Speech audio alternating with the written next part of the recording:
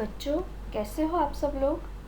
आज के ये स्टोरी टेलिंग सेशन में मैं आपको किंग मिडास के गोल्डन टच की कहानी सुनाने जा रही हूँ। एक राजा था, उसका नाम मिडास था। उसके पास बहुत सारा सोना था। जितना सोना वो जमा करता था उतना ही ज़्यादा सोना पाने की उसकी प्यास बढ़ती जाती थी। अपने महल के स्वर्ण कोष में बैठकर वह अपना पूरा समय सोने की गिनती में लगाता था। एक दिन जब वो सोना गिनने में व्यस्त था, तब उसके पास एक फकीर आया और उसने कहा कि वह मिडास की कोई एक मनोकामना पूरी कर सकता है।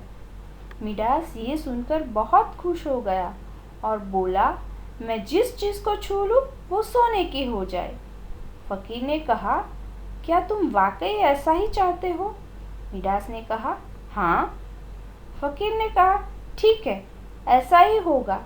कल सुबह सूरज की पहली किरण के साथ तुम जो चीज़ छुओगे वो सोने में बदल जाएगी।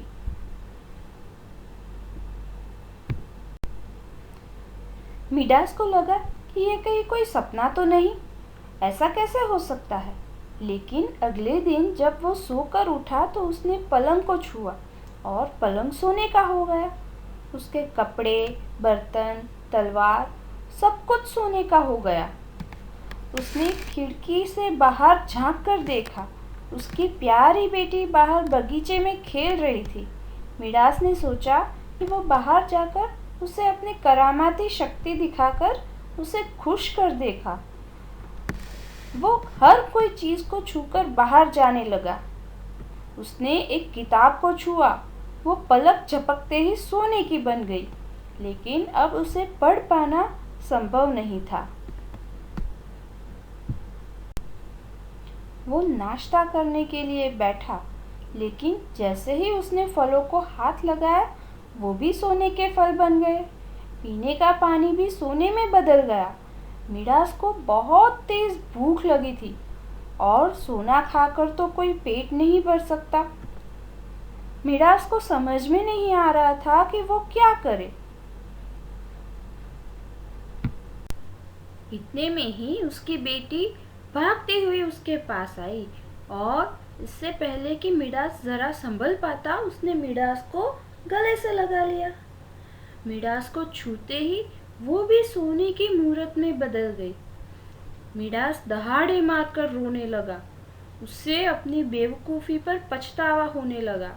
उसे ये लगने लगा था कि सोना संसार की सबसे अच्छी चीज़ नहीं है। अचानक कहीं से वो फकीर वहाँ पे आ गया।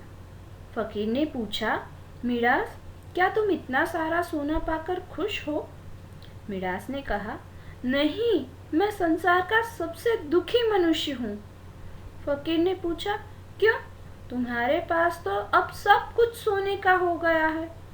मिडास बोला, मुझे माफ़ कर दो, मेरा सब कुछ ले लो, लेकिन मेरी बिटिया को पहले जैसा बना दो।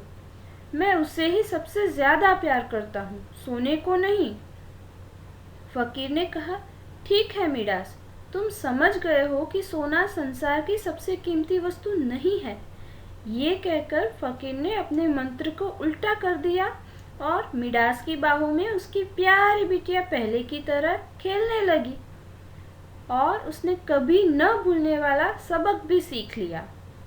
तो बच्चों, इस कहानी से हमें ये शिक्षा मिलती है कि कभी कभी आपकी ख्वाहिशें ही आगे जाकर आपके दुख का कारण बन जाती है और आप उस क्षण को कोसते हैं जब आपसे उस चीज़ की तमन्ना की थी।